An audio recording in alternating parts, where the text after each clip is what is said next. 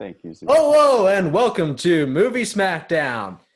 Today I have with me my friends. I am Megan. I'm Brandon. I'm Matt. This is going great. I thought Megan was going to say what she did. I don't know.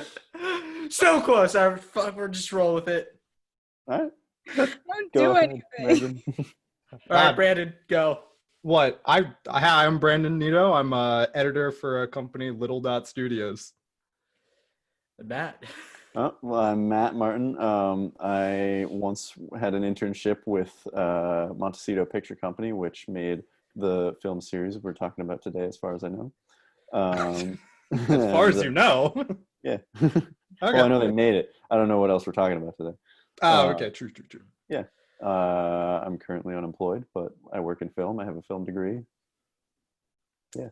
And I'm your incredibly handsome host, McLean Hirschbill, who runs Notorious Storm Productions and this podcast. Today we are talking about two films. One is a beloved childhood memory for most people, and the other that was a talking point of controversy in 2016 like every other damn thing that year. So, what movies are we talking about today? We are talking about Ghostbusters 1984 and Ghostbusters 2016.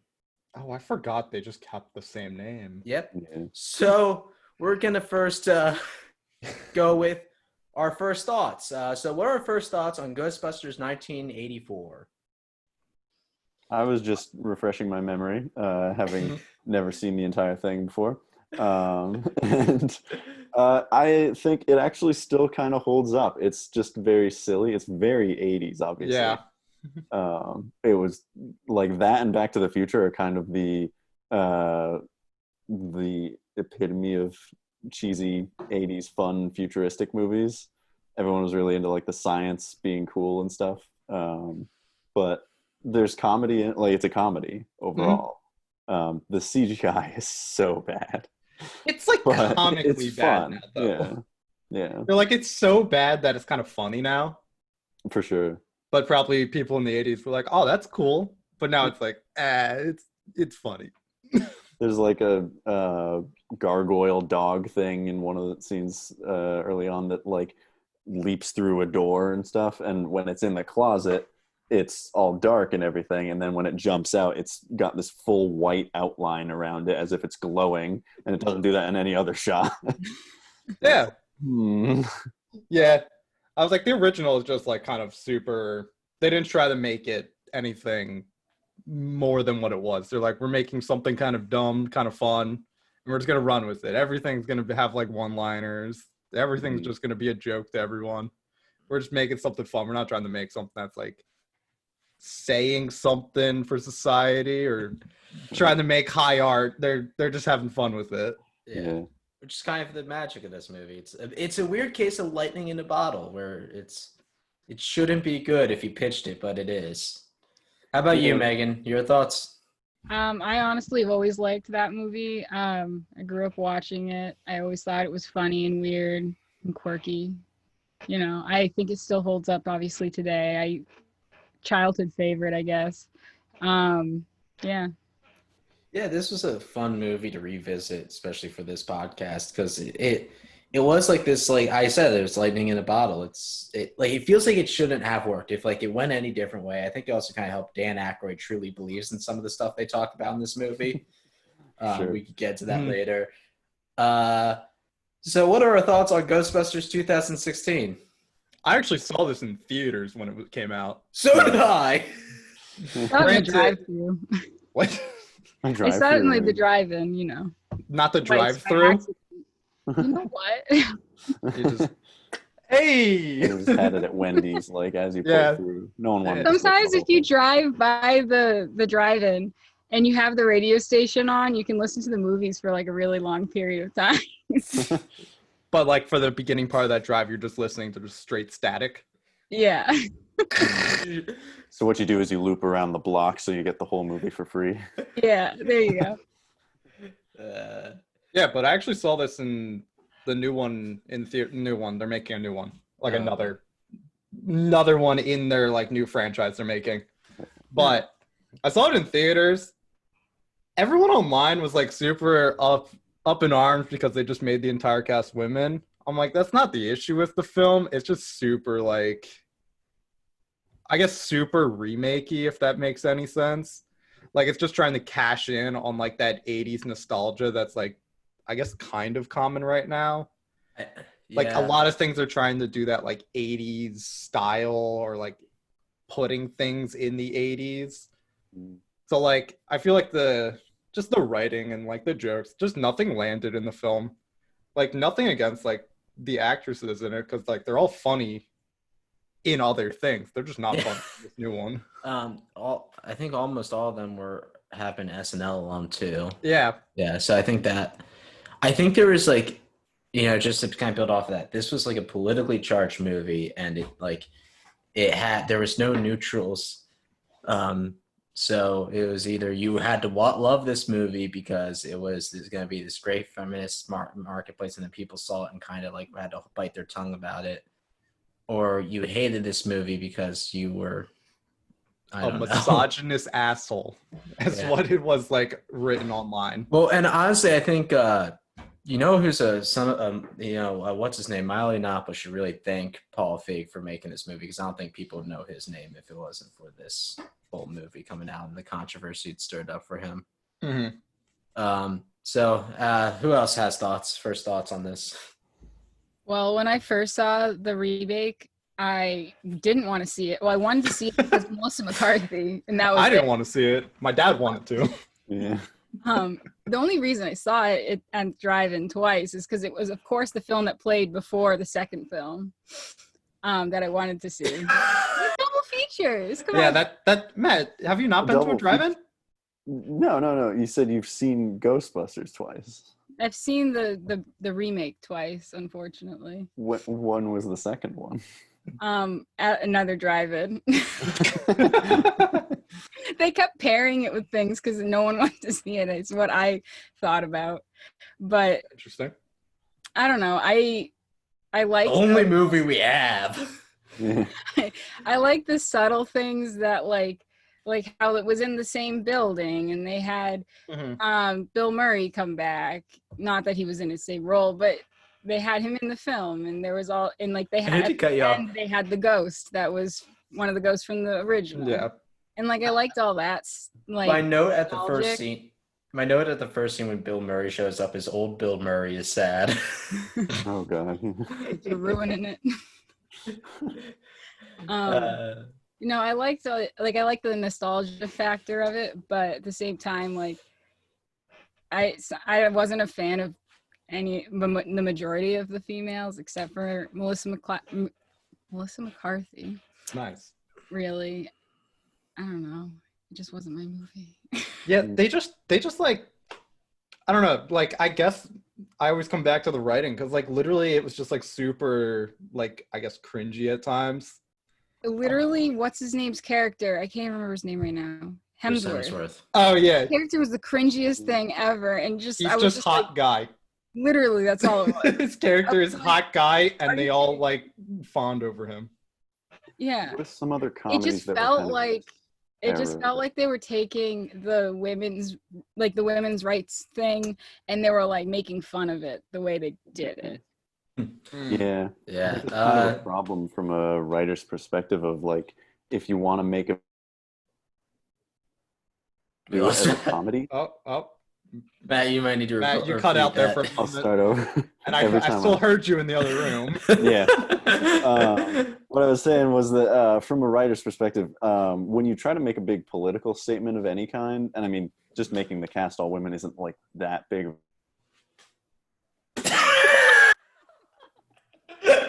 At the moment I start speaking, all your faces freeze. I'm in the same room. I'm in the same building right next to Brandon. Literally, don't want to participate. I just want to. That's literally try one more time. Room. Okay. I'm going in Brandon's room. What I was saying was, from a writer's perspective, when you try to make a political statement, it's hard to do that in a comedy because we're still going. Okay. Because it's harder to fit a lighter tone into a serious statement, or vice versa, I guess. But Yeah.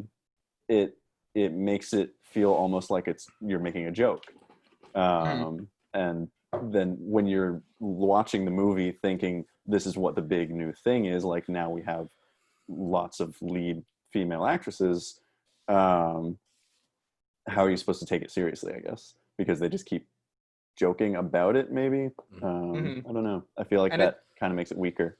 Yeah, and it's not like the film was, I guess, a more like darker tone comedy where it can kind of get away with making like a statement, because then you're Right. like playing off of the idea. Right. But because like the new Ghostbuster, what are we calling this? Ghostbuster 2016 was like a big studio like budget, like trying to appeal to a mass audience. They didn't go with like a darker tone type of like film to try and make a statement. They just tried to make a statement on like a super light, airy like comedy, and that Yeah. just kind of falls flat. Yeah, so I guess we're going to get into the compare and contrast now. So I'm going to just talk about the movies real briefly. So first we have Ghostbusters 2016, directed by Paul Feig, starring Kristen Wiig as Aaron Gilbert, Melissa McCarthy as Abby Yates, Kate McKinnon as Holtzman, Leslie Jones as Patty Tolan, and Neil Cassie as Rowan, and Chris Hemsworth as the dumb guy, because I didn't bother reading his name. And then we have 1984. Oop, I forgot to write down director. That's it. 1984. Made itself, yeah. Yeah, Ghostbusters 1984, directed by Ivan Reitman, starring Bill Murray as Venkman, Dan Aykroyd as Raymond Stantz, Sigourney Weaver as Dana, Harold Ramis as Egon Spangler, Ernie Hudson as Winston, Rick Moranis as Louis Toltz, and Annie Potts as Jane Meltz, as Jenny Meltz. So those are the stars of the movie and directors. So why don't we talk about what we think of the cast from 1984? What are our thoughts on the cast and the actual performances in 1984? They had like a comedy powerhouse for this movie, and also like, just good actors. I was like, it's the same idea they had for like the new one.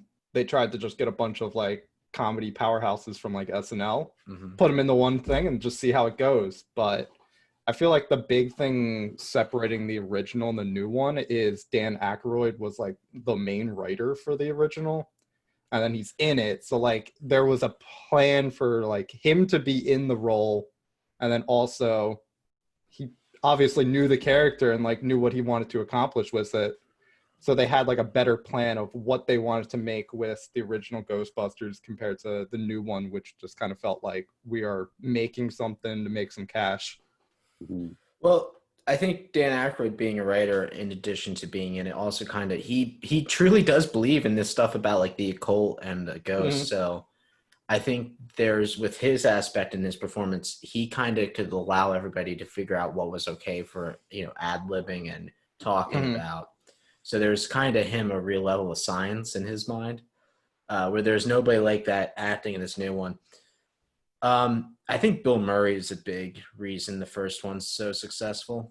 Yeah. That is true. He's kind of played as the main character in the first one, and it helps to have someone to focus on more than the others, I guess. But his more realistic view of what they're doing helps ground it, I guess. So it's also just sort of the same problem that any sequel has with comparing it to the originals. Is the first movie has the fun of setting up this ridiculous idea of like people that actually hunt ghosts. And like if you start a movie where it's in a world where that's already kind of been established, it's harder to make that fun because we already know this is a thing. You don't get to play around with it as much. Then there's Harold Ramis as Egon, and I thought he was one of the best performances in the original because he was very much, I don't want to say the straight man, but he had like his dead delivery of every line. Is great. I love it when he says, "I'm frankly terrified beyond any rational thought right now." And then you had Ernie Hudson as Winston, and I thought he was a great addition. He was kind of the normal guy. He gave the audience a great way to look. And they did that again with Leslie Jones' character in the new one. Mm-hmm. And I actually thought that was like a good attempt as something they did in the new one, to have like this normal person looking in. Mm-hmm. And then, there's all these, Louis Tully as the neighbor, who's, Dana, who's the love interest, and all these other kind of minor characters. God, what's it? The guy who is the DA inspector. Also the is just a great, like, being a prick character. He's also the news anchor in Die Hard. Oh, is he? Yeah, he gets punched in the face at the end. Yes, that's it. Same guy. Oh, it is. No, Yeah. So that guy's made a career out of playing a prick, I guess. Typecast. Yeah. Yeah. And then Rick Moranis, who has like kind of a tragically short career. I think his wife died, so he decided to quit acting and focus on his family.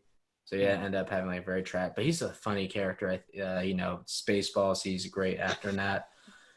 So that's the performance. Ivan Reitman as a director can obviously turn pretty much any film into gold. I just mentioned I've never heard someone say incredible acting referring to Spaceballs. Oh, I should say incredible, but I mean funny, incredibly funny. Incredible actor, Spaceballs. Oscar worthy. I thought, okay, I should rephrase. He's incredibly funny. Funny. You're right. He is funny. Yeah. He is hilarious.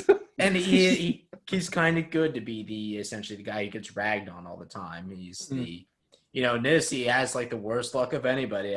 He's the only one that's taken away to be tested on at the end of the movie, and so yeah, he's kind of this great character in that sense. Does the movie have anyone that like they kind of rag on the entire time? Chris Hemsworth? I guess, kind of. That's one He's of just my. kind of a moron. It seems like every man in this movie is kind of who they rag on. Like, but, I don't know. But like, he's just a moron in the film. Like, that's just his character. He's just dumb. So, and everyone else is smart. Before we get into this, let's get into the new movies cast. So Melissa McCarthy, who's funny in other things. She's funny in other things. I thought she was funny in Spy. Never saw Spy. It's not bad. It's not bad. Okay. Yeah, it was good. I think she's best when she's allowed to be a physical comedian at times. Yeah. She's very good at physical comedy. Anytime she was on Saturday Night Live, that's kind of what stuck out about her. She's a very physical comedian, which isn't common in modern days. Mm-hmm. Then you had Kristen Wiig, who plays Kristen Wiig in everything else she's been in. Granted, Kristen Wiig and Melissa McCarthy, they play the same character in every film. Mm-hmm. Yeah. Pretty much. And then Kate McKinnon as the same character she is in every film. And Leslie Jones as, again, kind of in Ernie Huss as places like their version of Winston being the odd man looking out. I think she did a good job with her role. She had like one of the few lines that made me laugh in this movie.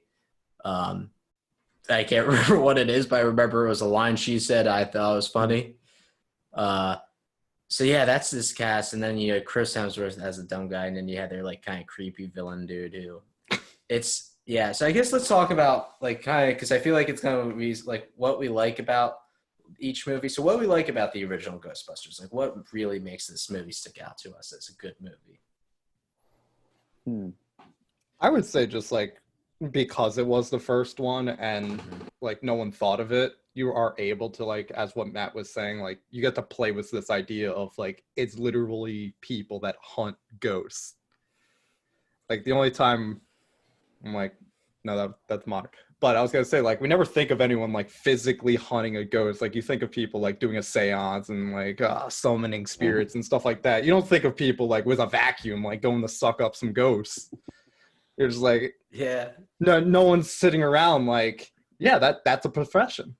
I like turning it into more of an exterminator kind of thing. Yeah. It's a lot more fun. Which is funny because like this movie, like kind of credit as actually like people say, this movie's like a huge like right wing talking point, small business, but I don't see it at all. I think it's like it's just a good movie. Yeah, I had a very conservative friend. He's like, that's a great old right wing movie. I'm like, Right? no, it's Well, just a you good live in movie. Pennsylvany. No, this was someone at Quinnipiac who said that. Okay, well, Really? You always find them, McLean. I think it's because they think I'm kind of like them because they'll talk to me. I'm like, oh yeah, I'm from a farm. Sometimes I shoot guns. I've done stuff like broken my leg dirt bike. Like, cool, this guy's gotta be conservative. Yeah. And then they find out, and they're like, oh no, this guy's not conservative. When they hear my real political beliefs, which will not be on this podcast.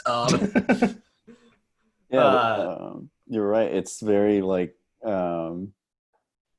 What am I saying? I don't see any like political agenda in the first movie. Like, no. I think the only reason Argument people for the say that is because villain, the bad guy, one of the bad guys, is the DEA agent. I guess. And they're like a small business on their own against everybody. Okay. Which is it's just like true. you're like it's right, but you're also kind of really digging into the film. Yeah. That's like Not the point of Ghostbusters. Yeah, that's like Yeah. taking Back to the Future and saying it's a movie about how like shutting down local libraries is criminal or whatever. Yeah. Honestly, yeah. Or I mean, there's so many movies where like people look so hard. Like next year, like just to like briefly go, next podcast is on Red Dawn. That's a movie that was made by a right wing nut job, and I love it, and I acknowledge that. But this, I don't get that. I think people say because they want to, like, that's people who are looking for like some political thing to rip it apart. I hear that same with Forrest Gump and all these other movies. I think actually movie has to have a statement. exactly. Some movies are just like fun. a nice one that doesn't. Some movies are just fun to watch, which this movie is. I think this movie is also like a great story overall. Like it has this very nice flow to it where it starts out, these guys are kind of on the rocks. They're fired. Bill Murray's a scumbag. I mean, his character's like electrocuting a guy to get that guy's girlfriend. Nah. I mean, like we can't deny that's kind of he's a little bit of a scumbag. Yeah. And that's one of the best opening scenes ever. Like that is a like hilarious opening scene, but that's not the opening scene. I forgot what the real opening scene was. I always thought it was that. I think The real opening scene the is library. the library, the books flying out. Which again is classic setup. great because it's like this. You have the books flying out. It's a classic setup, and then it sets up their first investigation. It's very like kind of by the books formula of like we see our new problem of like the ghosts in the library or whatever. We introduce our characters, start with one guy, he's kind of silly, kind of scumbag, and then we get to see them actually act on it. This movie does character introduction so well. They get almost everybody introduced in the first, I want to say 10 minutes of meeting them. Yeah. Because you meet Bill Murray right away, and then you get his gist. This guy's in it for himself. Right. He's very much in it for himself. Then you meet Dan Aykroyd, who truly believes in this stuff. He's like, there's ghosts, they're real, they're coming out. Well, like, we gotta go to the library now. And then you have Harold Ramis, who's very much kind of, I don't want to say straight man, but he's just this very deadpan delivery. He's the science guy. He's their like go-to for all these things they have theories wise. So you had these characters, and it was like, oh, you get that right away. Something the new one did do as well was its character introductions. It took a little too long for everybody to do that, but they did that well, and you got it. And they go there. I think it's within the first 15 minutes of the movie, and they find their first ghost. They see it, and then they decide they can make money off of it. Bill Murray decides they can make money off of it, which again is great because he's like, it's like, do we take this and try to spend years on it, researching it and handing it over to a science department? No, we're going to make a good buck. Money. Yeah, which I like. His character's kind of a scumbag, and I think it's great. It works. It's something I'll get into when we talk about the new one, but I'm like the original, like all of them, they play off of each other like well. yeah, and Mhm. well, it's because these guys had experience working with each Yeah. other and other things. Like I know they were all in Which is strikes. what makes it shocking, because if we want to switch over to the new one, like what makes it shocking is you have the same director as Bridesmaids and you have a few of the same actresses from Bridesmaids, Yeah, and they just don't play off of each other like they do in Bridesmaids. yeah. I think we're gonna focus on 1984 for a little Mhm. because Yeah. I have some more stuff I want to talk about with this one. No, that's And not loud.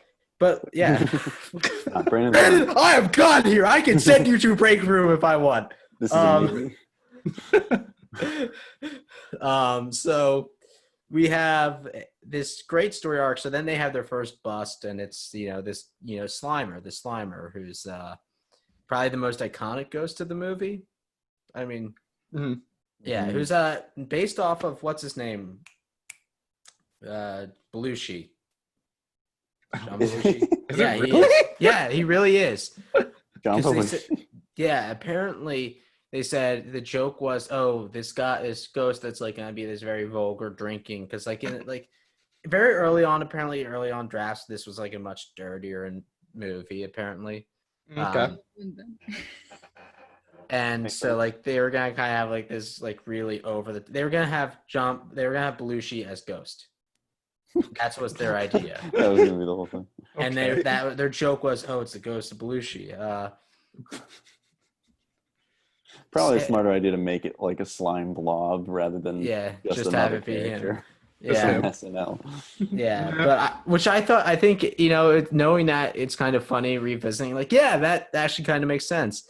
And it was this like kind because it was like, yeah, this thing's gross. It's funny though because it has the most iconic line of that movie, one of them at least. It slimed me. Right. Um, Yeah, slime. Yeah, and Bill Murray does that so well, and it's cool because you get to see their particle protons and whatnot for the first time. They do like the first time showing everything. They get out of the way, it goes right, and then it's good, and then you see their business takes off from there, and they have this high ride of business, and then there comes the DH, and they also have this something going on the other side that starts at Dana's apartment with the eggs, and Gozer pops in, and then. You have, eventually it gets to the big thing happening once the DAH and shuts off their power and all the ghosts are unleashed. They take care of it and the movie wraps up nicely. Mhm. And I think that it really is this great, like, good little story arc. And that was, like, I think the best note I had on it at the end was this was a good story arc. It went from this kind of low point to a high point. It's what you should do. Low, high, low, end Mhm. on a high note or a low note. Yeah, absolutely. It's a very easy arc to follow for an audience, and it's fun. And it doesn't try to do anything too ambitious. Yeah, it's not trying to set up anything. It's like this is the film. We're not trying to like plan for a sequel right away. Like we are just making Ghostbusters. Mhm. Which are some of the best movies, ones that don't need a sequel to follow up. There's also, I guess, just like even like the smaller bits. Like I think the what makes this movie funny is everybody had lines. It wasn't bits, because that's my big problem with the new one is everybody had a bit they were going after. This one, it was a line. Okay.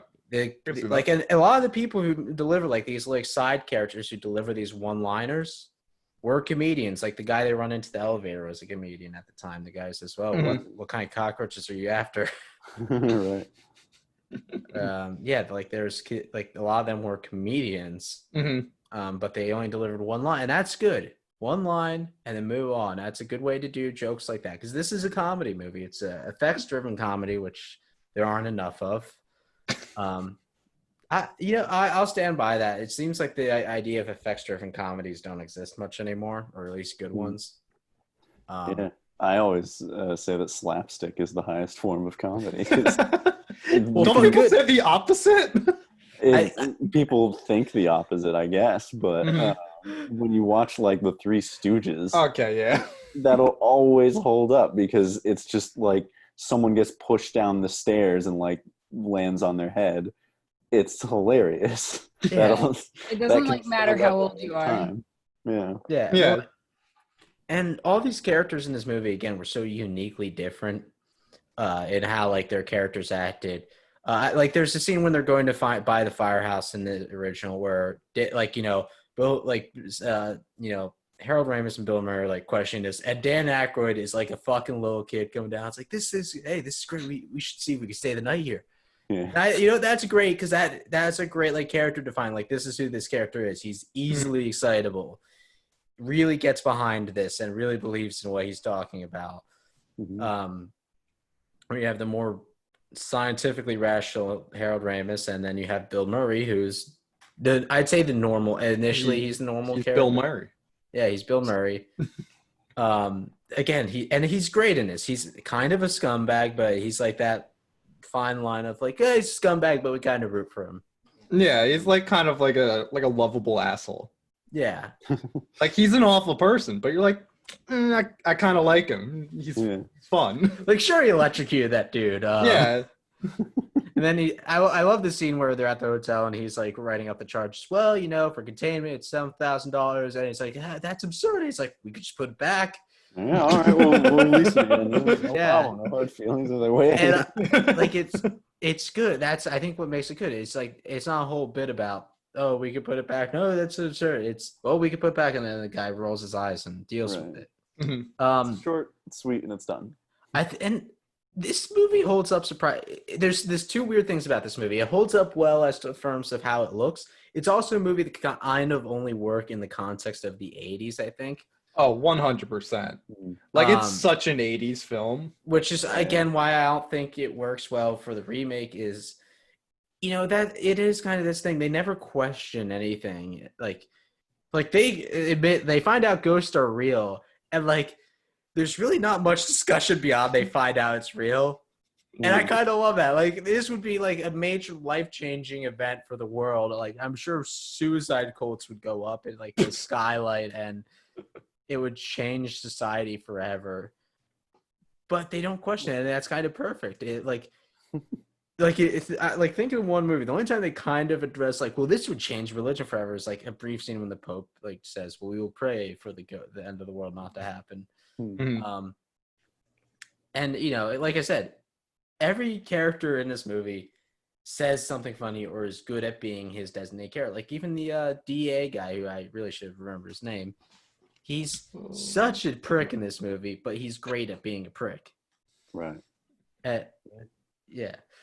And that's another great scene when they're at the mayor's office, and what's he say? This man has no balls. And Bill Murray goes, yes, it's true. This man has no balls. Yeah. And I think the special effects hold up well enough. It was a lot of that miniatures and the dogs really were the only things that didn't age well. I wouldn't say Ghostbusters like holds up like that well. Like it definitely feels dated, but because of like the concept of the film and like just like the over the top like nature of it, you kind of accept. You're like, it looks bad, but it's like I'm having fun. Yeah, I guess the last episode of Starship Troopers, and it's kind of the same thing with that one, and they very much this one. It's because they understand what they're doing. It's self-aware, so their self-awareness allows them to get away with more. Yeah. Starship Troopers. Yeah. That movie's horrifying. Like even with the same era of CGI of Ghostbusters, it holds up as an actual nightmare. An actual nightmare. So like in that kind of same sense, I think if Ghostbusters never happened, right? Mm-hmm. Then today, or maybe not today, but today. In this era, someone came up with Ghostbusters and made that a new thing. It wouldn't. I don't think it would get made. Well. No, yeah, I don't think it would have been made today. Because honestly, no one would be sold on the idea of like the fun is from the special effects. Pitch this movie. Like try to pitch this movie. It would be really hard. This and Back to the Future, as I have no clue how someone pitched these movies. Back to the Future still doesn't make sense. Yeah. I think that got made and then they figured out that it was a success. What's the comedian's name does a great bit about that? John Mulaney does a bit about yeah. That's a good one. Yeah. But if you tried to make Ghostbusters now, it wouldn't sell as well because like the fun of it came from that excitement of the 80s of like we have Yeah. this science, we can do anything with it. Yeah, it's Look at these crazy effects. well, like I was like, I feel like there's probably ways you could do it, but I don't know. Like the only way I'm thinking you could do it, because I was like trying to think of if there's any directors like today that are just kind of like running and just kind of doing like whatever they want. Mm. And oh my god, what is his name? He uh, Jojo Rabbit. What's his name? Why can't? Oh, Taika Waititi. Yeah, like I feel like if they were going to do Ghostbusters now, it'd be kind of something like he does, but like it would have to be, I guess, more of like a darker comedy, as like I was saying earlier. Mhm. Like it couldn't still be that like super we're just having fun, the effects are fun, we're just making something. Like I feel like if they tried to make Ghostbusters now, they would try to make like some kind of like statement or something like that nowadays. Mm. Like because a lot of films now, you're not just making like some big fun whatever, like we're just bending rules of society type of thing. Yeah, I guess that's kind of a shame to think about, that you can't do stupid movies anymore, really. Like not stupid movies, but movies that don't have a message or or pointless. Like at the end of the day, there is no overall message in Ghostbusters that implies greatly to life. What do you mean? We have to capture the ghosts. That is the message. You guys think of a good recent comedy that came out that you really liked? I mean, like I haven't seen Jojo Rabbit, but that's the only one I know that's I love- collectively. but like I wouldn't consider that like I wouldn't consider it a full Like, yeah, comedy. like here's the thing. Nothing, like, what nothing I can consider? think of is a straight up comedy, because the Like- only thing I can think of is The Death of Stalin, and I think that's a funny movie. Yeah, but it's but not. like- It's a drama for the most part. I was like, the question is like, what are we defining as like a comedy now? Are you like describing a comedy as like a bunch of those like pretty much what Kristen Wiig is in like constantly? That's what it feels like, doesn't it? Yeah, like that's It's like always the like comedy. the same cast of actors. Yeah, that's like a Um, comedy nowadays, and then you have like the people on the outskirts, like Edgar Wright or someone like that, or Yeah, doing but he something doesn't. Again, different. he never does a straight up comedy. Like Doesn't do a straight up comedy. actually, it's like we're you know, making. there's someone who does effects driven comedy well still. Mm-hmm. Yeah, maybe he could. You know what? Maybe he should have done a remake. I think. I'm not like I could see that. Edgar I could- Wright in yeah. a Ghostbusters movie. Paul It would be Fang good. feels weird as a choice for a Ghostbusters remake because he's like a rom-com like director. I think it was because this was like the story. So we'll get into this more when we get talking about the remake, and I just want to talk about like a few more things as far as this one goes. Yeah. This one, the like things I like too. The one more thing I wanted to drive in is it generally felt like the people making this movie did care about it to an extreme degree, and I think it's because it was an original idea for them. Especially Dan Aykroyd believed in this and like care, and like because I like fake movie science.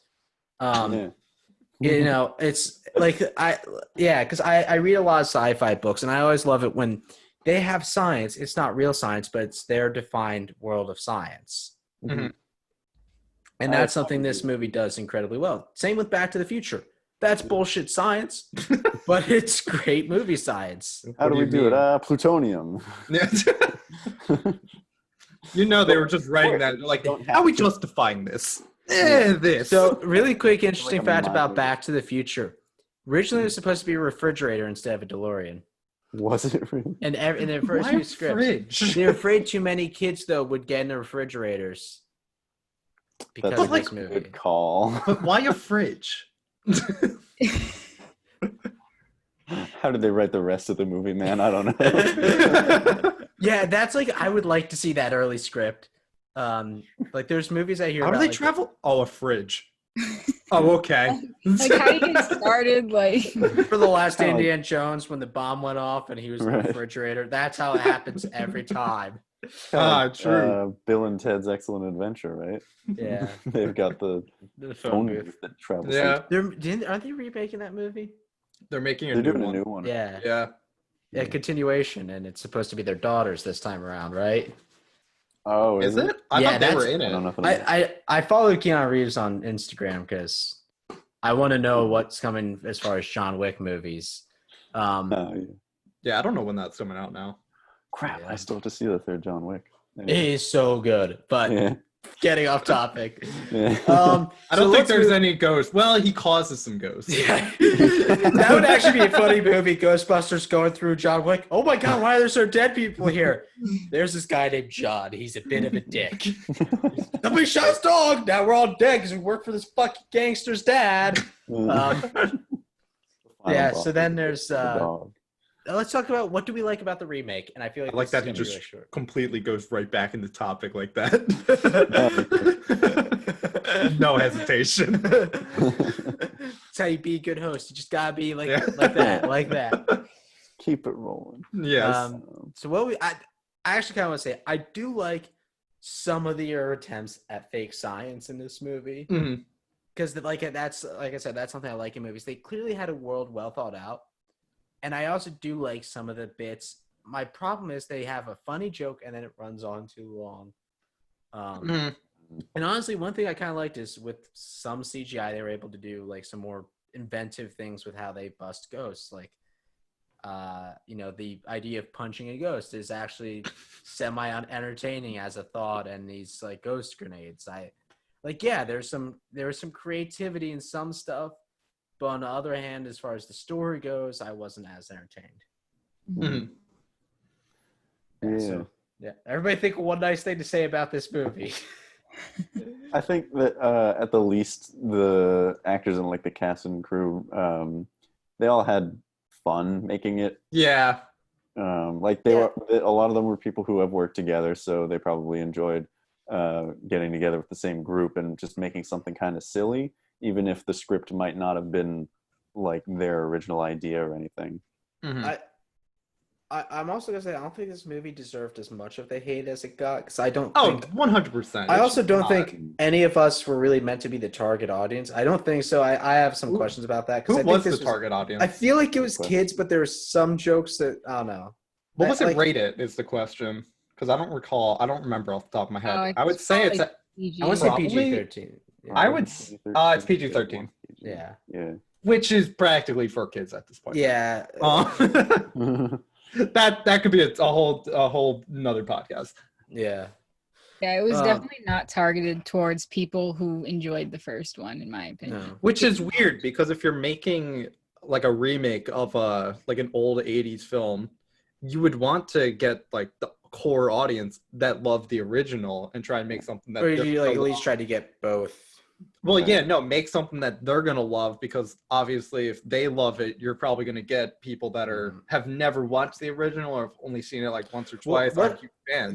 What's a movie that has done that well? Because there's only one movie that we will have later on in this podcast and that's Mad Max. It's the only one I think that got a good Mad Max. That's a good example. And a good new audience. And now also it wasn't like aimed for kids. So I think because Star Wars tends to get past where they would do that. No, it's an adult-oriented movie. I mean, give or take, Fury Road is toned down compared to the original two. I had never seen Thunderdome. The original two, there's rape, there's violence, there's sex and nudity to a whole new level. You're absolutely right. If I could make a point, I would say that the main problem with all the remakes in this kind of idea of reviving and reawakening old series that were loved by people is the audience that loved them already has grown up. And this has happened in like so many different things, which is why we hate all these new remakes, because the idea behind the producers is always, well, it's a win-win situation, because we will get the audience that loved it before to watch it, and we will get a new audience who is now the age of the original audience. These are like a lot of my talking points I have for Red Dawn next week. I mean, it doesn't work always. In fact, usually doesn't, I think, because not only have times changed, so like you can't make the same kind of 80s jokes as that's true. But it doesn't always appeal to the original audience, because they enjoyed it being a certain way, and rather than expand upon that and make something like new with the same fun that they used to love, they try to make it more modern, which doesn't work with the old source material. I think modernizing things works out well sometimes, I think, because there's a level to where you can modernize things successfully. I think Mad Max did that well enough, Right. and that's a Mhm. good read. Yeah, But you that's know, like the best some example. movies only work Yeah. for their time period. This is one of those examples because I mean, and it's funny because like you think in an era we live to where there's 1,000 TV shows about ghost hunters and YouTube channels dedicated to the paranormal. Ghost hunters. Yeah, let me say that, ghost hunters. Yeah. Um, Big quotes around that. I watched one of those shows and it was just the funniest thing ever. It was like, oh, this would have like all those dudes I knew in like high school if they had like any ability to do anything outside their small world. This is what they would be doing. They think this is a job. Oh yeah, great time. And You're then right, like, Mad Max works, I think, to revive that because the original audience was such a like violent and mature audience. Yeah. You can't scale that down to another generation of kids or anything. Mhm. So you just kind of double down your cards. R.I.P. He's paused Matt. again. Oh, R.I.P. Matt. There, he's back. you got the idea. Yeah. You got- But this is such like this and Red Dawn have funny. They only work for their time periods. Where there wasn't a ton of popularity around ghosts besides campfire stories at the time. I think for Ghostbusters. Like I don't know, like it was everything else that was Ghost was like your horror movies or Scooby Doo. Ghosts gone down in popularity I don't think ever in human history? Yeah. No, but you like, go back a million years, people are probably talking about ghosts. I in mean, terms yeah. of seeing ghosts in media, like ghosts beforehand were subjects to more adult-oriented movies, like horror movies and the occasional drama, and besides that, everything else was horror stories. Hmm. To make and then you had Scooby Doo, which was a cartoon. To make a movie where you had ghost hunters, like real ghost hunters, going out and hunting like physical ghosts was new at the time. I guess However, that's true, yeah. seeing media with ghosts for all ages is something we are so used to in this time period, which again, Red Dawn, why doesn't it work now? There's no Soviet Union. There's nobody who takes on the American Empire without it making sense. So, remakes have this problem, and this is the fundamental new one that it has. So I guess now we can start on the what don't we like about these movies. So I don't think anybody has any more positive talking points about the new Ghostbusters. Anybody? Like because the entire cast, like in theory, the cast should have worked. I was pretty optimistic. In theory, the cast should have worked because like when the first trailer came out for the new one, it was just immediately bashed on YouTube just because like they're like, oh, they're making the Ghostbusters all women, whatever. I'm like, in theory, the entire starring cast are all like pretty funny, like SNL comedians, have a proven track record. And then throughout the new one, they're just like, I guess, underutilized. And then also everyone feels like they're a separate entity and they're not like a group together. Because you have Kristen Wiig, you have Melissa McCarthy. They're there, but they don't feel like as a group. They feel like separate individual. They don't feel like they're playing a character. They are playing themselves. Yeah, this is a movie I kind of would I have liked for it to have been successful? Yes, it would be kind of nice to have this nice continuation of something from a while ago. But what don't we like about 1984? Is there anything we don't like?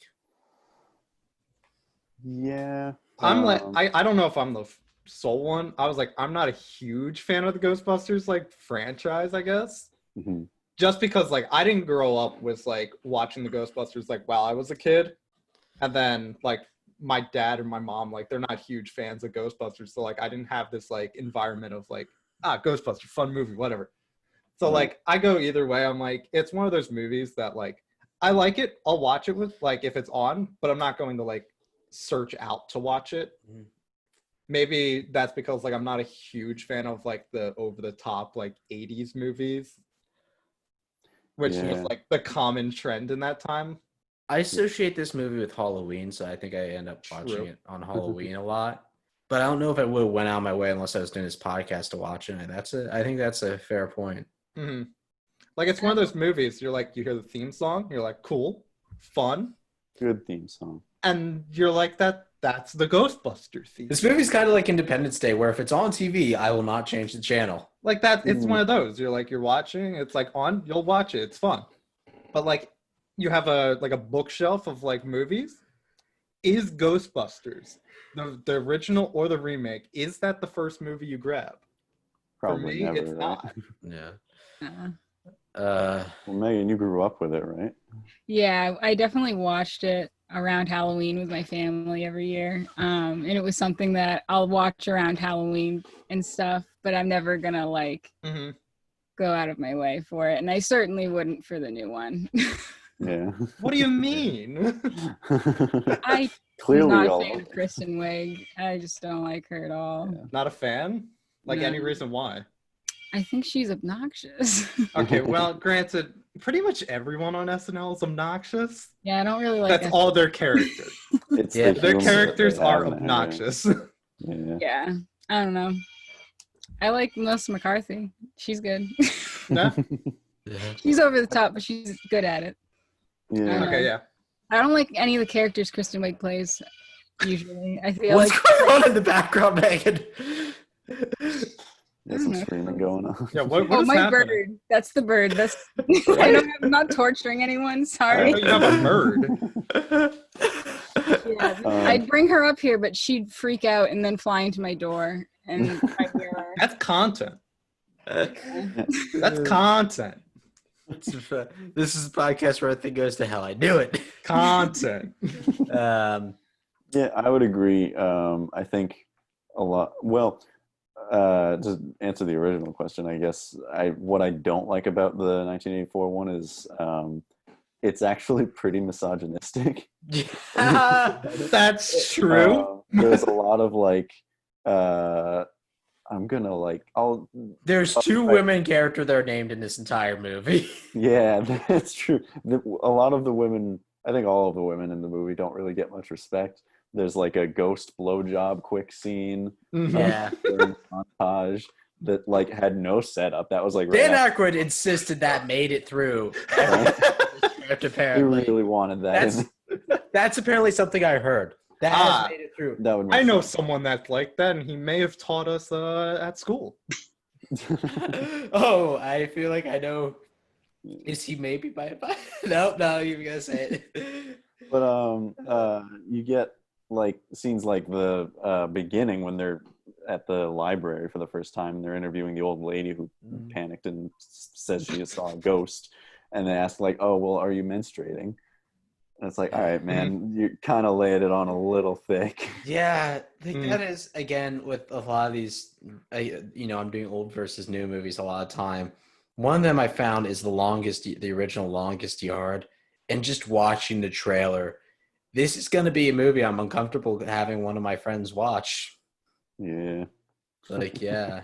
But like that was just like a lot of the big like 80s action like comedies, like all of them were like very similar to that. Yeah. Well, like Very Longest misogynistic and like slightly racist. Longest Yard is racist, homophobic, Oh and misogynistic because it was made in the 70s. An era where you can make movies like Death Wish, where people just like, murder people in the streets with no real backup. Yeah. So 80s was kind of like, like here's a lot of movies you watch. There's like, this is kind of fucked up. Oh yeah. And this is definitely like, yeah, some of this is a little questionable.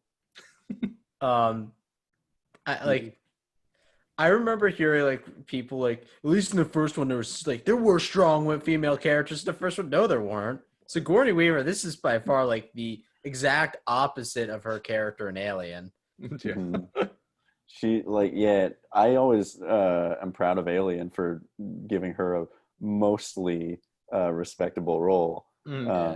Because she's like a strong woman in that, even though she gets naked in the end of it. Yeah, but they wrote a man. It's because they wrote a man. Yeah. And you're right, it's the complete opposite in Ghostbusters. Like she's just sort of this helpless damsel in distress. Yeah. She's just there. Yeah. I always love They old needed a movies, woman to scream. but that's always like the unfortunate aspect of them. That it's all guys. Yeah. Yeah. It was All unfortunately white men, comedy. too. And the further you go back, it gets more Worse. white and more men. Yep. A lot of old movies are a lot like this podcast. Very little diversity and mostly white men. Yeah, like look at Megan, white man. Megan and Tyler have been the most diversity on this podcast. Yeah. Yeah, that is kind of a downfall of this movie. So, what don't we like about 2016 Ghostbusters? Didn't we just say that? Yeah, well, we're really gonna go after But it yeah. now. It's just not fun. It's It doesn't have passion behind it. That's what I feel. The worst thing about this one to me was it was boring to a point where I was coming up with trouble finding talking points for like what don't I like about this, or what do I like? Because it's frankly just a boring movie. I'm trying to think. Yeah, and I always do think like, was an instance where I watched this movie and I have this ranking system, and I would never watch it. I'm gonna change the channel. It's on the background, and I'm doing something else. You watch a lot of movies off of TV, off of like yeah, Showtime. Or I'm gonna set time aside to watch this in chunks, or I will watch this all the way through. And I think this is, I wouldn't watch it even if it was on TV. I think I'd probably change the channel. Yeah. Which it's not like it's it's just a boring movie. Because I guess in my mind, there's something to still be loved about an objectively bad movie. Mm-hmm. Oh yeah, no, I always tell people I have a rating system. There's 0 to 10, but then there's also 0 to -10. I always love that rating system. I was going to bring that up. Because like the further from like 0 to 10, you're like, these are becoming good like movies. You're getting at 10, you're like, these are going to like win Best Picture at the Oscar. Then you get to like -10, and that's like The Room and like stuff like that, and like Trolls 2. Like Right. you're watching them because they're bad. Yeah. You're like, this is funny bad, and I'm gonna have a great time. But like Ghostbusters 2016 like falls into like a 3 or 4 on the scale, where it's kind of like, Yeah. it's If there. the closer it is to 0, the more boring it is. And Yeah. the worst thing a movie could ever be is boring.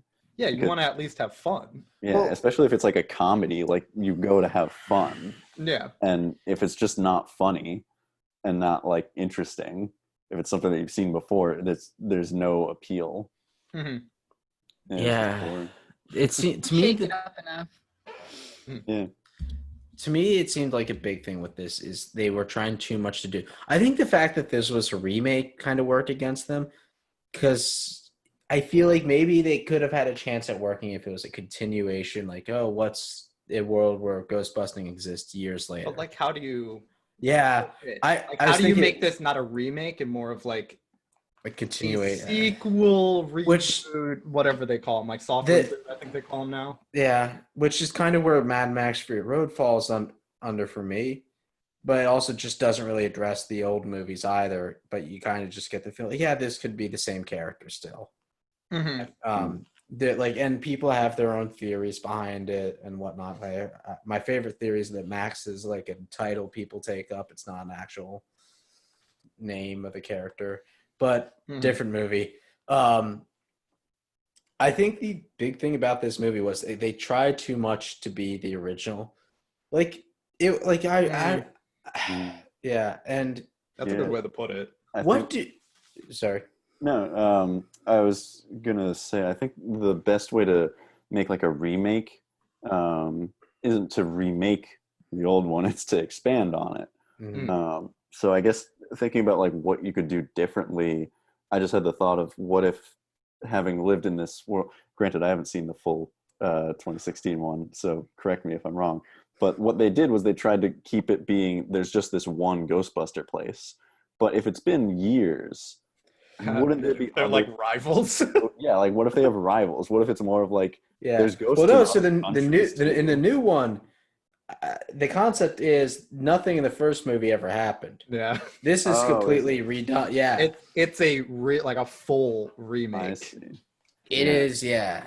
So then it brings up the same thing that we've been talking about of like, would Ghostbusters work in the modern age? And not really, apparently, Yeah. because it's an idea that's already been done. But if you expanded on it, if you Mhm. instead of doing a remake, made like a new sequel where it's years ahead and things have changed in this world, people already know the gist of like the old one. If ghost busting is now like a popular like known thing, you have these exterminators. They're like to help, price and gouging each Yeah. other. yeah, we have like rivals. That could be like a So before, conflict. because this is actually a next section I do a little later. I didn't That know we're if getting you were gonna into. do this. I do like a how would you fix this pretty soon. Okay. But what do we think of the special effects in the new Ghostbusters? Because I go back and forth. They're There's okay. moments where like, oh, this ghost actually looks good, and there's moments this looks like the animation from the Scooby-Doo movies they did like in the early 2000s. Oh, like Monsters Unleashed? Yes, exactly. Monsters. Great movie. When can I be on that podcast?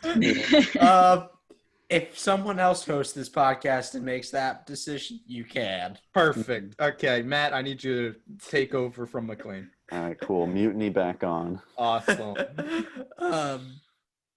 Yeah, but that's like kind of where I still in the CGI where there's moments like, oh, this is kind of nice, and there's moments this is cartoonish. Yeah. I mean, yeah, there's also I think the thing that bothered me the most was everybody was going for their own bit. Yeah. Mm. Mm-hmm. Like everybody, nobody had one line and walked away. The food delivery guy had his own bit. The guy who shits himself in the opening has his own bit. The guy who, you know, is the dean of one school has his own bit. The dean of the other school has his own bit. Everybody has a bit. Mhm. And it just drags on. There's no, hey, I'm here, make a joke, walk off stage.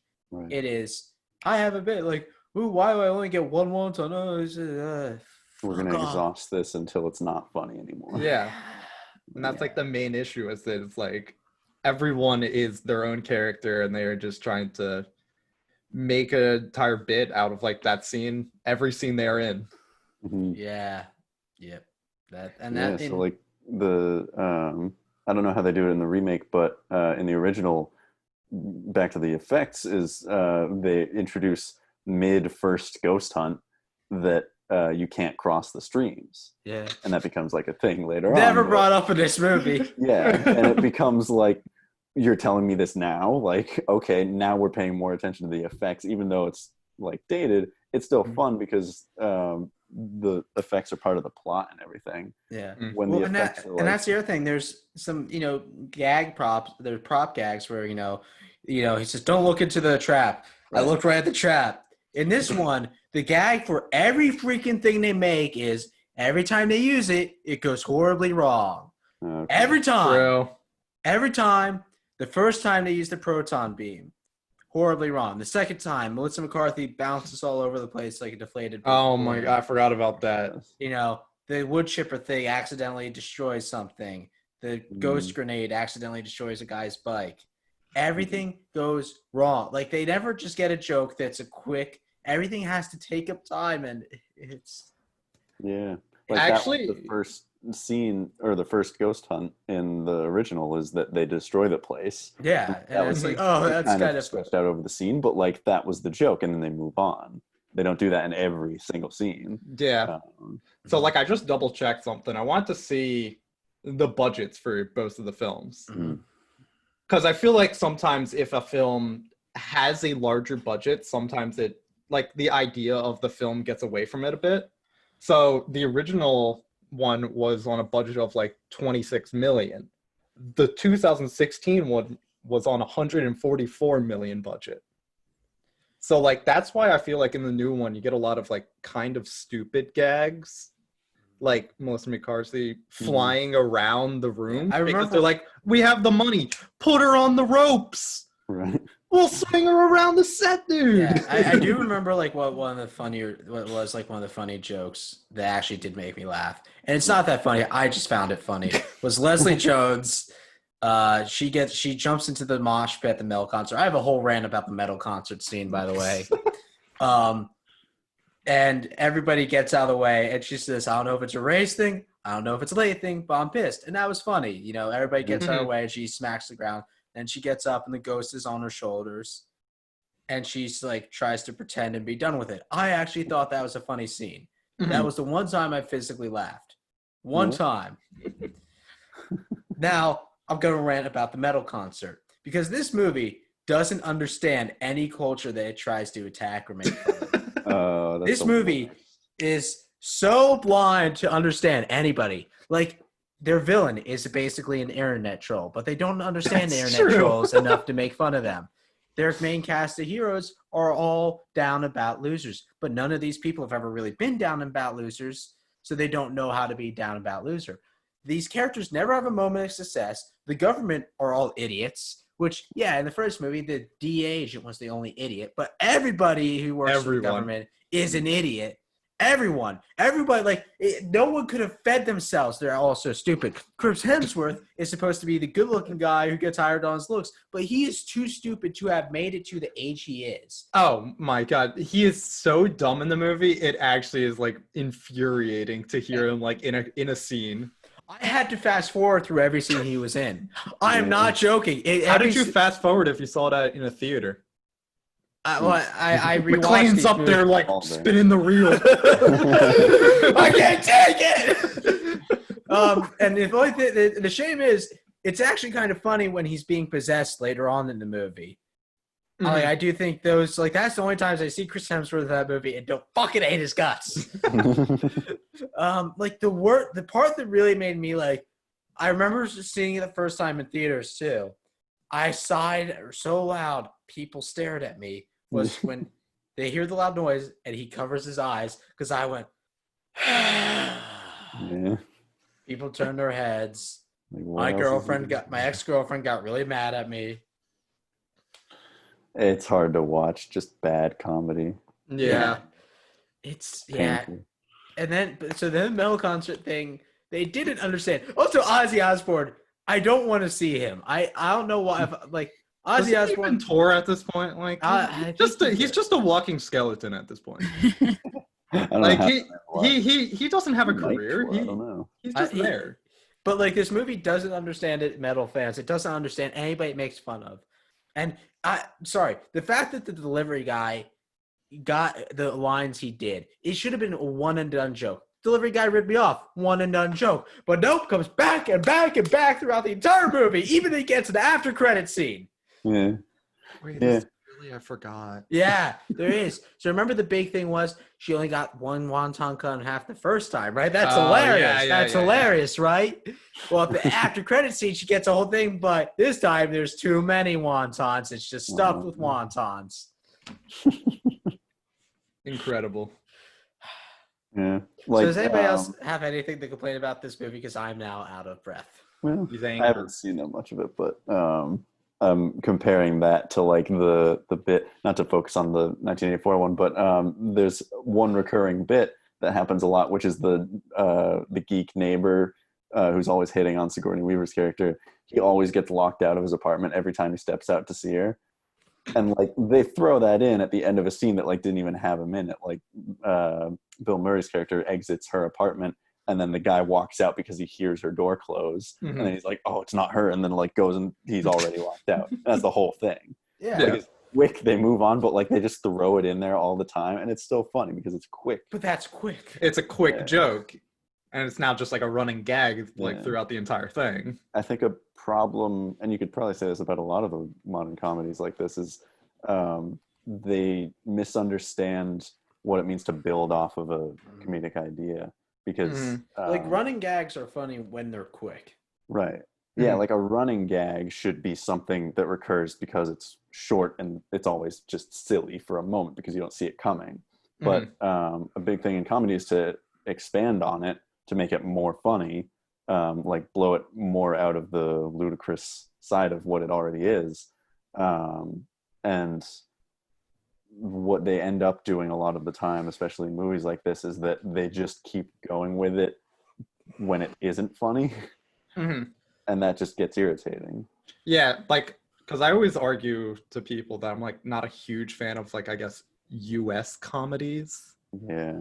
Because a lot of the like new modern US comedies are like the idea of like they overdo something compared to like doing something like super quick, fun, whatever, if it's a running gag. Well, I think Like I always talk about Edgar Wright, and like he always has like dumb ideas he does. So like like in a lot of Edgar Wright movies, things just like appear on camera and like in frame like randomly. Like there's a, I forget which one it's in, but like someone's talking to someone and like phone comes flying through the side of the screen and it's like telephone for you.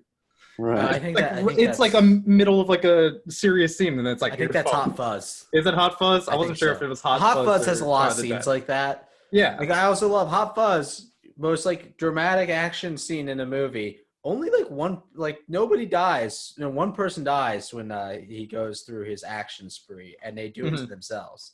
Yeah. And I always love that movie has the dramatic paperwork after every bust. Oh, So yeah. but in this movie, everybody has a bit. Like Mhm. there was one joke that really pissed me off at the beginning, and it was like, and this house had anti-Irish fences. It's like, fuck, you're like you're making jokes too soon. The original one they didn't make jokes till they were far into the movie, and you finally met Bill Murray's character as a scumbag. That's the other thing. The characters themselves, I don't think were like good characters. Like, yeah, good actresses, but the characters weren't interesting. And they tried to throw in this whole backstory for what's her name, Kristen Wiig's character, which didn't work. What's her backstory again? I don't Like her neighbor died, and she saw a ghost, and that ever since then she's been a true believer. Oh. Yeah, and then Like they're making it kind of personal, but it's not as fun as like they're the scientists. yeah. That Well, and think this is real. they tried with Melissa McCarthy to have her be a bit of Bill Murray and be a scumbag.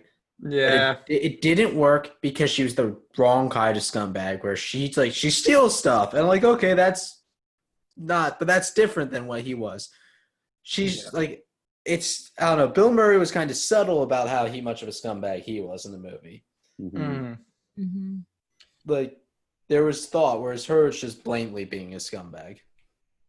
That is true. Yeah. Yeah. Yeah, boy, this. Matt, get your old boss in here. Yeah. Exclusive interview. Exclusive. I barely talked. I don't think I ever talked to Ivan. I saw him several times. So I guess just to throw in some bits that I know from working with the Montecito Picture Company. Are you still under an NDA? No, you're not. I don't think so. I post this Monday, so yeah. I'll need this shit come back to me, man. Yeah, Ghostbusters obviously is a huge franchise for them. Like with all the toys and everything, like that was their most successful thing ever. But like, I saw Dan Aykroyd. They brought him in one day to record a quick like speech from him in character of his Ghostbusters character for some. I think it was a VR thing they were developing. Okay, cool. Yeah, which was like the moment he walked into the office, everyone who I knew at the time was like in charge. They were like his dogs walking behind him. Like he reaches his hand out, they hand him a coffee. Like he says something, they're listening and taking notes. He walks where he wanted to, and everyone follows. Like, but he was very, very proud of like the Ghostbusters still. Okay. And this was after this one came after out. the right? 2016 one. Yeah, that's like 2 years. Yeah. Yeah, I didn't get his opinion or anything. Like I didn't get to talk to him, but I don't know what his opinion was of the new one, of the 2016 one. But he seems very dedicated to it. As well, I think anyone founded would the company on. I was like, I feel like anyone would be like that. That's like his child. Yeah. How could you not be? I mean, yeah, was something that he made that was very successful. Well, especially with the writing process, him and Harold Ramis were two of the big writers for that. And I think it was their idea to start like Ghost Corp, I think, which was supposed to be like this kind of like Marvel universe for Ghostbusters. Can I say that's the worst thing Marvel's done to us is it's now forced every other movie to franchise as a universe. That is a whole different topic. I know that could be bring me in because I will go. Oh, join us in a week from now when I let Brandon go ballistic. I will go nuclear. He's gotta go all Hiroshima on your ass. Oh. I made that joke. Yeah, I was actually curious. Like, so you worked. Like, was there any kind of like, I don't know if you could say this, but like, was there any kind of like how did people you worked with feel about this movie? Because I mean, obviously you have the thing where people are always proud of what they work with or for. Right. That's a good question. And I can't say that it came up that often, despite being like the entire decor of the office. Like every day I would walk through a door to enter and it had a poster of the 2016 one on it. The rest of the place was decorated from the 1984 style stuff. Oh, that's interesting. Although they had out in front of it, this is on like the Sony lot, so they had like their own grass area and stuff. But in front of their office, they had both the old and the new cars. Okay. I actually like the new car. That's one thing I kind of liked about this. The new one did look cool, actually. It had a bit more style to it. Yeah. I think in general, though, they like when it came up, I think they know like that people didn't like it. Obviously, I would assume. Yeah. They put out the trailer. Yeah, like they're not blind to it or anything. I haven't seen a lot of these words used in a while. It did double its its budget. Yeah, which is a success though. Like it technically was a success.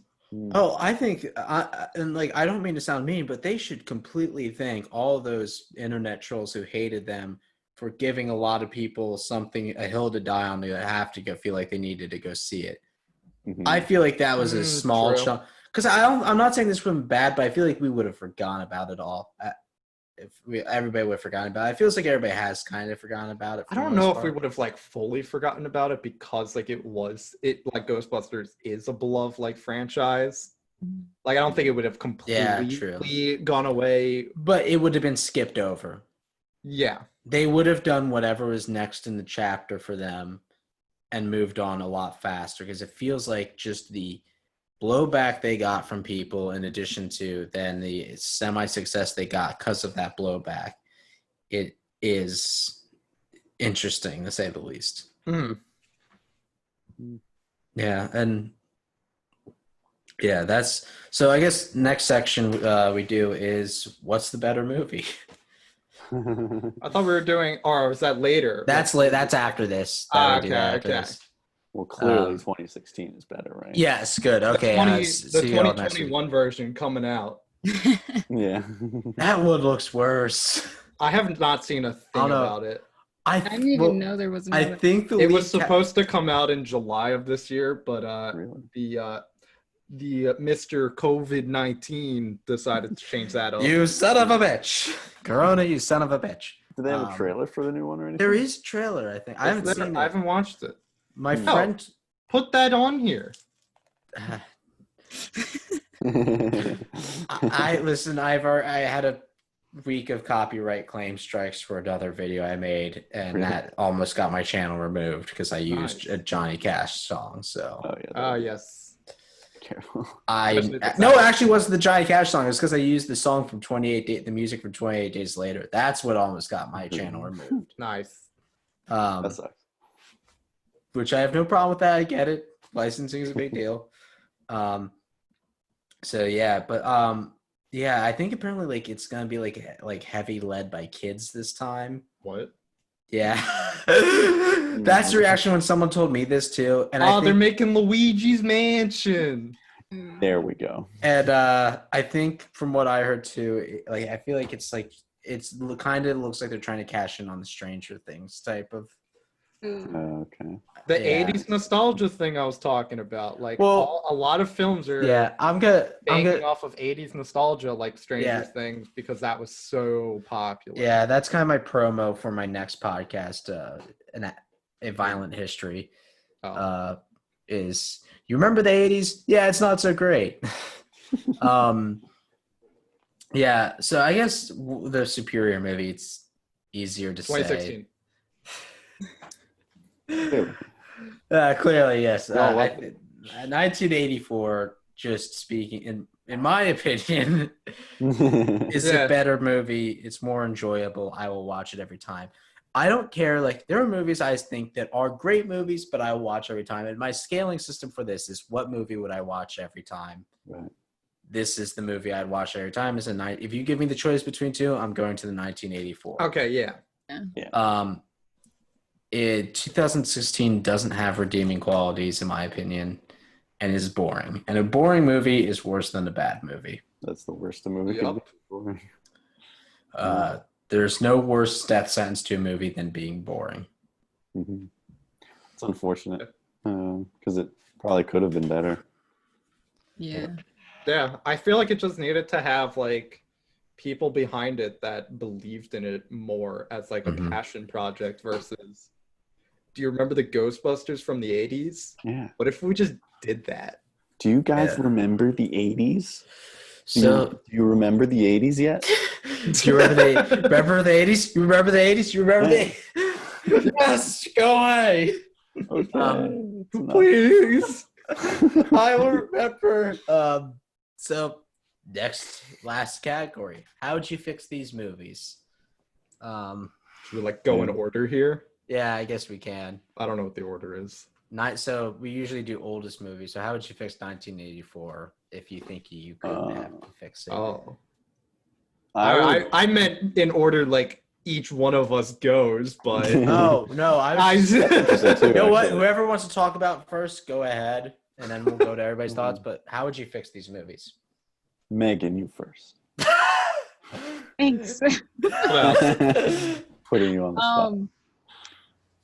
Well, I don't know. Obviously, I would give the females in the first movie more of a less poor Passive characters. Yeah. Right. less passive. That's a good one. Yeah, not less passive, more stronger individuals that aren't pathetic and forgettable. But overall, I like it, and I don't think there's a ton I would change. Obviously, the VFX and all that stuff. Be great to have some improve. I don't know. Brandon, what the hell are you eating? I'm done with this gag. I wonder how many bites you would get. I'm done with the gag. Was that fucking onion? Yeah. As you eat something bite out of an onion. I'm done with the gag. Well, I had a great mixed reaction of he realized he annoyed me, and then realized he made a terrible mistake. It was the best reaction of, this is gonna annoy McClane. I made a horrible mistake. It feels awful. I made a conscious decision earlier that I was going to do it mid as Megan was talking. Thanks. And I was waiting till Megan got into like some topic. Brandon, how would you fix this movie since you're so willing to talk? Yeah. Since your mouth is now in great condition. 1984 Ghostbusters, how do you make it better? I guess it's the main thing of just like, well, I guess are we playing by the rules of the 80s or by 20s like 20? Up to you. Because like in 1980 the film's fine. Mm-hmm. But like in 20 I guess this is I don't know that's if you're the issue. Like a lot of things that like were fine in the 80s, why are my headphones falling off? Are not okay nowadays. So like you have everyone's like sexist and stuff like that. Yeah. Like that's not gonna fly now if we like decide to remake or fix the Ghostbusters. But 1980s, that was just how they made films at the time. Like it's a sad like thing to say. Yeah. But like that's literally just how films were made. Yeah. They were like that. Yeah. Yeah. I guess it's hard for us to say since none of us were alive then. Yeah. But, What? What do you mean? But yeah, I mean, it was. If I could go back from now to change it in the 80s, I mean, that would be the same perspective I would have if we were to make it now. Yeah. So I guess it's going to be easier to say, how would you fix the new one? Right. I would just, not fix the new one. I would probably not. I would, like I said before, like make an expansion from it. Well, I think, Matt, you were on something interesting. Like maybe address the idea of like rival Ghostbusters. I think that would be interesting if it becomes more like you have I exterminators. don't know why, but that makes me think of everywhere. Tornado. Yeah, like, what if the ghosts are around the world enough that you need exterminators in like every town? Or yeah, like Ghostbusters has become this huge corporation even. Right. Yeah. Yeah, the original Ghostbusters, like you would have cameos from the old cast coming in Harold as like Ramis is a CEOs of ghost. the company, and they're the Yeah. same as they were before. Just now they're a business executive. Like that could be fun Yeah. in And terms it of doesn't feel like you're cast, just like scrapping the old one. right. You can Yeah, still like I have could picture Bill Murray having become like a right. executive of this, still being Bill Murray very much. Mm-hmm. Yeah, Dan Aykroyd as like some crackpot scientist now. yeah. I Yeah. could see that working, and like in general with the cast, since that was such a big thing for the 2016 one. Like if they wanted to do something with more women, obviously, like that's good.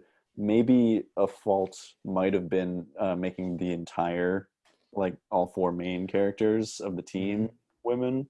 If you maybe had like 50-50 or like one guy to balance it out. Yeah. And I'm not saying like guys are being repressed or anything, No, yeah. but Well, if you I thought balance you it were a out, strong men's right activist, Matt. rather than like make a full frontal like this is what we're doing, like it's going to be all women now, and like Yeah. the receptionist is the guy. That was Like my thought. it's a little overkill. Ocean's 8 was my same thought. Like, okay, why Mm. though? It's like, No. okay, strong female movie. Why though? Right. Yeah. If you want to separate the story from the real world, that's, I mean, honestly, that's what you should do. But you're not going to do that if you make such a huge change as that. Yeah. If you did like Mm-hmm. a movie in between, and then like the next one was all female, like that's more believable, I Mhm. guess. I don't know. It's I not like like it the- has to go Well, that way. That's so true. apparently the original, I was doing my research. The original idea with Ghost Corp being this franchise was that you would get different groups of Ghostbusters and like they had these other, groups of different departments for different cities, Mm-hmm. which would have been interesting. So that would have been the New York. Apparently that idea got like washed out as they went on to make this one. Mm. So yeah, like apparently there's a lot of ideas, almost like what we were talking about, but they kept getting washed out over. And I think especially after Harold Ramis died, a lot of these ideas that like they had got really washed out. Yeah, that would make Yeah. sense. Yeah, but like the main thing I would say to like quote fix the new one is really just don't make the new one. Like if they wanted to do something of making like a full women's cast and something like that, make a new movie. Like just make a different property, whatever. Then you can like, start running with that new property for however, if you're trying to build like a franchise and have like 8 films in there. Right. It's a new property. You're not going to have an issue with, why are they making the entire cast women? What are they doing? Whatever, blah, blah, blah. Mhm. You don't run into that because now this is like whoever is going to be the starring cast. Mm-hmm. This is their film compared to, look, they're replacing like Bill Murray and everyone. Yeah, and I know like there are people who had theories before they just knew what the movie. They thought, oh, I guess maybe these are supposed to be the daughters of the original Ghostbusters. Mhm. And That it's would like, have been a good twist too. yeah. So okay, how about you, Megan? How would you fix the new movie? Well, they, like Matt said, they should have had like a few men in there instead of made it like they drove the women's empowerment movement too much in it, and it needed to be dialed You heard back. it here from Megan. Men need more representation in movies. She said it, not us. I think they should have balanced better, because with them all just replacing all the characters, you're just like, well, now they're just making a women's movement, and now it's just women, and it's just like it's the same thing like when Captain Marvel came out. They were like, they released it right when the big, it was poor timing in my opinion. Like if they had released it now, it wouldn't have been this whole big, oh, they're just doing this because women need a chance. And it's like, yeah, we should be represented more in films, but we shouldn't just take things and redo them and rework them differently. We should Mhm. just I- keep making things better. That, and including Did you eat an women. onion as well? Did you eat an onion as well? No, but going off of like what Megan's saying there, like because of how like strongly pushed it, like there was a lot of backlash. Like I'm not gonna say any examples to not, screw myself, but sometimes execs at studios might sometimes not be thinking about what is going on outside of the like gates of the studio. Like maybe they hear something here and there and they're like, here's Yeah. an idea, we should do this. Need to And then they don't capitalize think on about like, hey, maybe this looks a little insensitive or something like that. Like maybe we should do something different. I have to say, I've been incredibly impressed that nobody's tried to release like a trailer for anything right now, given the current political. Because when this is being recorded, I'll mention like what I do. Like Mhm. my job is like online content and releasing stuff as trailers and stuff like that. Mhm. Everyone's on releasing like freeze right now. Yeah, I could imagine. And that's probably for the best. I remember like particularly during one of the big school shootings, the day after the Death Wish remake trailer was released. And it's just like, I know you have deadlines, but push it back. This No, is that's a not. deadline that can get pushed. Yeah, like that's the poor timing. I think it was after the Florida one, I think. Okay. It was like the big one that really got a lot of Mhm. traction for a while there. And yeah, that was kind of a really like just like, I know you have to push back it like a few weeks or so. Mm-hmm. the Um, argument of like there's no such thing as bad press. Like you There can't is. you can agree with that if you Mhm. want, but all that means is that you make money.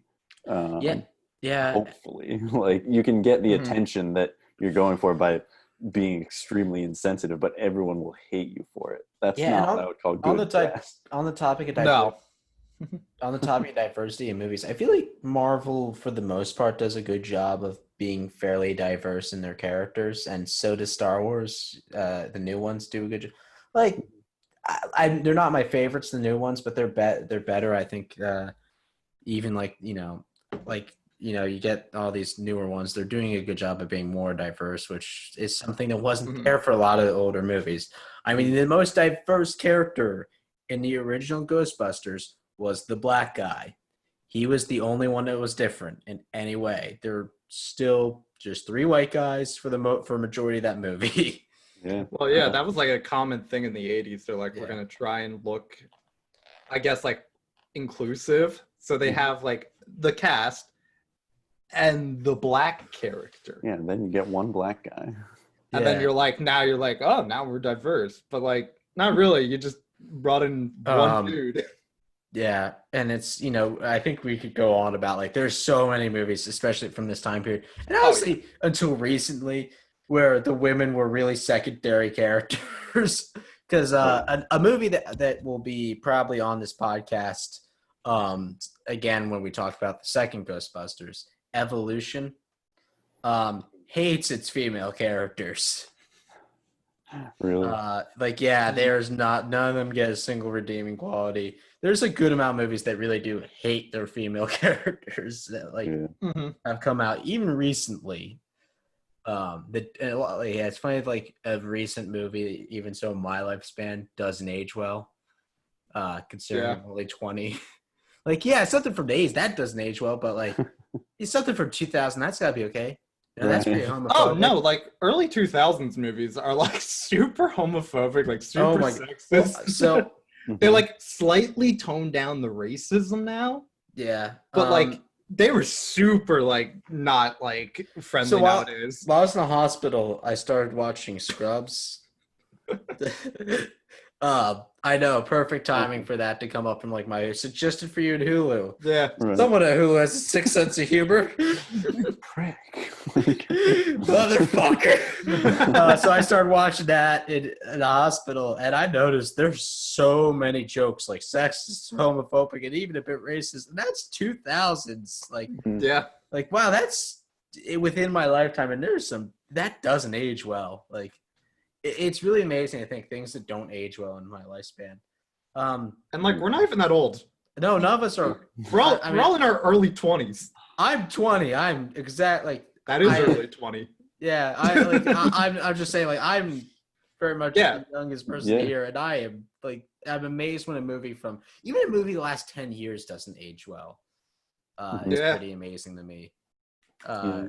But you're 'cause- right that like some franchises have been making stuff better and more diverse in more subtle ways. Yeah. The one that always sticks out in my mind, without getting like too much into Marvel and Star Wars and stuff, I remember I read a review or something when Rogue One came out, that in like the first few showings or so, they found out one Spanish like grandpa of someone who went to see the movie with his kid was like almost crying in the theater because he was so happy that Because Diego Luna. like one of the supporting characters, like practically one of the main roles, he was like the second most important character, Yeah. was played by a Spanish actor.